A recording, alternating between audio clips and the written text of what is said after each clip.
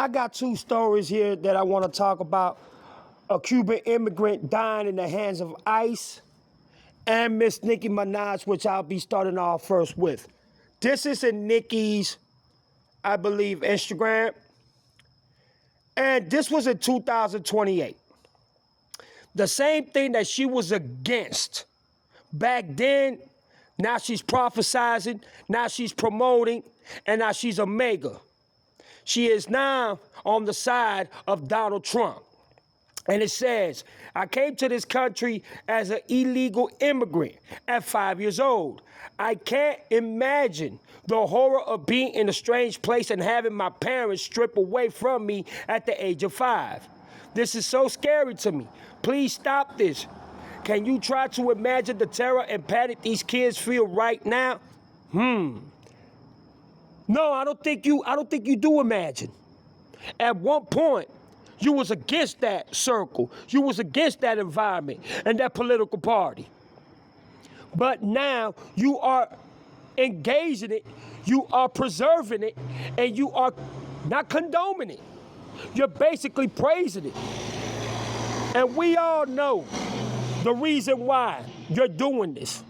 So you should stop and stop the propaganda and bullshit that you're collaborated to now to try to get praise and try to get people's approval and try to get the Republican side to have your back. Donald Trump is using you just like the Republicans are using you, just like the Democrats use us too. You can't trust no government official, but here you stand in the side and with the right side, which is who? The Republicans. I'm gonna tell you something, Nicki Minaj. You see what you wrote in 2018 is exactly what you was up against and you was against at that time. Now you're praising it. Now you're congratulating it.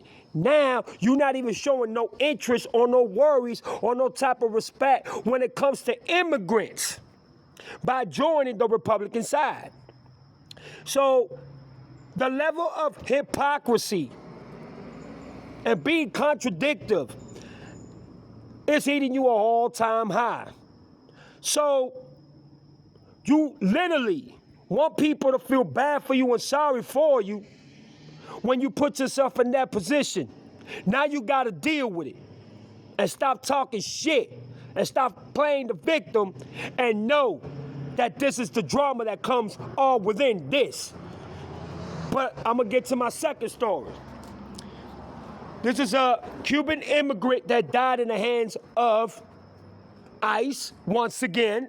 And as you can see, autopsy finds Cuban immigrant in ICE custody died of homicide due to epilepsy. And it says Cuban immigrant Gerardo Lunas Campos, death in ICE custody, ruled homicide due to epilepsy caused by neck and torso compression.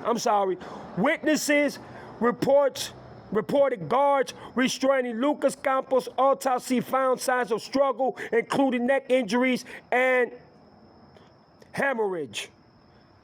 I'm telling you, dog. I'm telling you.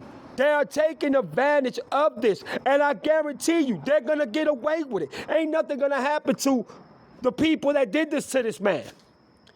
They're going to go ahead and make a big controversial thing about it and fucking narrate and flip the script and do nothing to who were responsible for this man's death. And my condolences goes out to his family, you know what I'm saying? Because I know they're going through it right now. But it says ICE instantly claimed Lunas Campos attempted suicide. Autopsy found no mention of suicide report. You see what I'm saying? Lying to cover their asses, to cover their motherfucking, you know what I'm saying, story, and to flip the narrative and flip the script and put no blames on them. Like now they're trying to say that the man committed suicide or was attempting to commit suicide. I'm sorry. Incident occurred at Camp Montana East, a new ICE facility run by an unexperienced private contractor. Lunas Campos admitted in 1996, was detained due to prior criminal convictions. What does that have to do with anything? That was in 1996. That was 20 years ago. 20 fucking years ago. We're in 2026. What the fuck? Are you kidding now? Man, this is what the government is doing. And it relates exactly to what Nicki said in 2018 about her being terrified. You know what I'm saying? When she came over here illegally. And now look at the twist. Look at the difference. Look at the contrast of the whole narrative that she's spitting now as being a fucking mega supporter now. Do you know, Nicki, what this family's going through at this moment? And you talking about you was terrified and you be terrified being taken away from your parents at the age of 5? Look what this family's going through. You know what, Nicki? There's no respect. You just lost 10 million followers a couple weeks ago. How worse can it get for you? It's going to get better for you. And here you are standing side by side with the same criminals, the same people that are destroying immigrant families. Wow, bro. I don't even know how to put it no more, man. Man, you know what? My condolences to the man's family. Rest in peace. I hope his family gets justice, you know what I'm saying?